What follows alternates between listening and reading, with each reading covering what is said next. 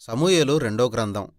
సమూయేలు మొదటి గ్రంథం వీడియోలో సమూయేలు, సౌలు, దావీదు అనే ముగ్గురు ప్రధాన పాత్రల పరిచయం చూశాం. ఈ గ్రంథంలోని సాహిత్య నిర్మాణం ఎలా ఉందో ముందు సమూయేలు, ఆ తరువాత సౌలు రాజు కావడం, అతని పతనం, దానికి భిన్నమైన రీతిలో దావీదు ఏ విధంగా రాజయ్యాడో చూశాం. సమూయేలు రెండో గ్రంథం దావీదు గాథను రెండు విధానాల్లో ఇశ్రాయేలు రాజుగా వివరించింది. కొంతకాలం పాటు గొప్ప విజయాలు చవిచూసిన తరువాత తీవ్రమైన నైతిక పతనం, విషాదకరమైన పరిణామాలు. దావీదు వంశంలో రాబోయే రాజులకు కనువిప్పులా అతని జీవితంలోని మంచి చెడుల విశ్లేషణతో ఈ గ్రంథం ముగుస్తుంది.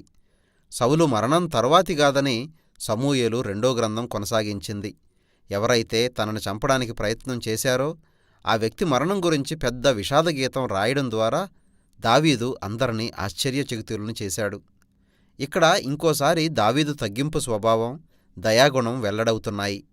తన శత్రువులు చనిపోయినప్పుడు సహితం వారి గురించి దుఃఖించే మనసు గలవాడు దావీదు.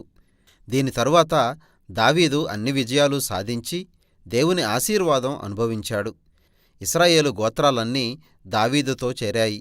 వారికి రాజుగా గోత్రాలన్నింటినీ ఏకం చేయమని అతన్ని కోరాయి. కాబట్టి రాజుగా దావీదు చేసిన మొదటి పని యెరూషలేము పట్టణానికి వెళ్లడం. అతడు దానిని స్వాధీనం చేసుకొని దానికి సీయోను అని పేరు పెట్టి దానిని ఇశ్రాయేలు రాజధాని నగరంగా ప్రకటించాడు. అక్కడ్నుండి దావీదు వెళ్లి అనేక యుద్ధాలు చేసి జయించి ఇశ్రాయేలు రాజ్యాన్ని విస్తరింపచేశాడు. యెరూషలేమును ఇశ్రాయేలు రాజకీయ రాజధానిగా చేసిన తరువాత అతడు దానిని వారి మత రాజధానిగా కూడా చెయ్యాలనుకున్నాడు. కాబట్టి అతడు నిబంధన మందసాన్ని యెరూషలేము నగరానికి తరలించాడు. అప్పుడు రెండవ సమూయేలు 7వ అధ్యాయంలో ఇశ్రాయేలుకు ఇప్పుడు శాశ్వతమైన రాజ్యం ఏర్పడింది. కాబట్టి దేవుని సన్నిధికి కూడా ఒక శాశ్వతమైన నివాసం కావాలి అని చెప్పాడు. కాబట్టి ఇశ్రాయేలు దేవునికి తాను ఒక దేవాలయాన్ని కడతానని అతడన్నాడు. అయితే దేవుడు దావీదుతో అన్నాడు, నీ ఆలోచన మంచిదే, కాని నిజానికి నేనే నీ వంశం అనే ఇంటిని కడతాను. ఈ గ్రంథంలోని 7వ అధ్యాయం చాలా ప్రాముఖ్యమైంది. అది బైబిల్లోని గాథ చిత్రాన్ని అర్థం చేసుకోవడానికి ఎంతో సహాయకారిగా ఉంది. ఎందుకంటే దావీదు వంశంలో నుండి రాబోయే ఒక రాజు ఈ భూమి మీద దేవుని మందిరాన్ని కట్టి ఒక నిత్యమైన రాజ్యాన్ని స్థాపిస్తాడని దేవుడు దావీదుకు వాగ్దానం చేశాడు. ఈ మెస్సయ్య వాగ్దానం పుంజుకొని కీర్తనల గ్రంథంలో, ప్రవక్తల గ్రంథాల్లో అభివృద్ధి చెందింది. ఈ రాజే దేవుడు అబ్రహాముకు చేసిన వాగ్దానాన్ని తీసుకుని దానిని నెరవేరుస్తాడు. భవిష్యత్తులో మెస్సయ్య రాజ్యం ద్వారా దేవుడు సమస్త జాతుల ప్రజల్ని, దేశాలను ఆశీర్వదిస్తాడు. సరిగ్గా ఈ దైవిక ఆశీర్వాదం గురించి మాట్లాడిన సమయంలోనే పరిస్థితి తీవ్రంగా తారుమారయింది. దావీదు మరణకరమైన తప్పు చేశాడు. అతనికి కాదు, దావీదు సైన్యంలో గొప్ప వీరుడైన ఉరియా అనే వ్యక్తికి అది మరణాన్ని కొనితెచ్చింది. తన ఇంటిపై నుండి దావీదు ఉరియా భార్య బెత్షెబా స్నానం చేస్తుండగా చూశాడు. వెంటనే అతడు ఆమెను పిలిపించి ఆమెతో వ్యభిచరించాడు. ఆమె గర్భవతి కావడంతో ఆ మొత్తం విషయాన్ని కప్పిపుచ్చడానికి ఆమె భర్త ఉరియాని చంపించి ఆమెని పెళ్లి చేసుకున్నాడు. ఇదంతా బహుభయంకరమైన పరిస్థితి. అయితే నాతాను ప్రవక్త వచ్చి దావీదును గద్దించినప్పుడు అతడు వెంటనే తాను చేసిన దానిని అంగీకరించాడు. అతడు కుంగిపోయి పశ్చాత్తాపడ్డాడు. క్షమించమని దేవుణ్ణి అడిగాడు. దేవుడు అతణ్ణి క్షమించాడు గాని దావీదు చేసిన పనికి రావాల్సిన ఫలితాలను మాత్రం తుడిచిపెట్టలేదు. దావీదు పాప ఫలితంగా అతని కుటుంబం, అతని రాజ్యం చిన్నాభిన్నమైపోయింది. ఈ ఉదంతం దీనిని సౌలు పతనంలాగా ఒక విషాదగాథగా మార్చింది. దావీదు కొడుకులు అతడు చేసిన తప్పులనే మళ్లీ మళ్లీ మరింత తీవ్రంగా చేశారు. అమ్నోను తన సోదరి అయిన తామారును చెరిచాడు. అప్పుడు ఆ విషయం తెలుసుకున్న ఆమె సోదరుడైన అబ్షాలోము అమ్నోనును హత్య చేయించాడు. ఆ తరువాత అబ్షాలోము తన తండ్రి అయిన దావీదును అధికారం నుండి కూలదోయడానికి రహస్యంగా ప్రణాళిక వేశాడు.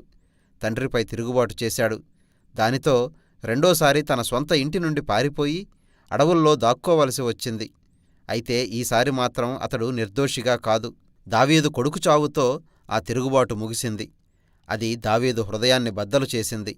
మరొకసారి అతడు తన ప్రాణం తీయాలని చూసిన వ్యక్తి గురించి విలపించాడు. దావీదు చివరి రోజుల్లో తిరిగి సింహాసనం ఎక్కాడు గాని ఇప్పుడు అతడు ఒక కుంగిపోయిన వ్యక్తి. తాను చేసిన పాప ఫలితాల కారణంగా అతడు గాయపడ్డాడు. కాలానుగుణంగా లేని వేరువేరు గాథలతో నిండిన ఉపసంహారంతో ఈ గ్రంథం ముగుస్తుంది. అయితే ఈ గ్రంథాలన్నీ ఒక ఆసక్తికరమైన సారూప్యత కలిగి ఉన్నాయి. మొదటి 2 గాథలు దావీదు గత పరిపాలనకు చెందినవి. అవి సౌలు దావీదుల వైఫల్యాలను ఎత్తిచూపుతూ ఆ ఇద్దరూ తమ చెడు నిర్ణయాల వలన ఇతరులకు కలిగించిన బాధని తెలియజేశాయి. ఇక 2వ జత వృత్తాంతాలు దావీదు ఫిలిష్తీయులపై పోరాడిన అతని యోధుల సమూహం గురించినవి.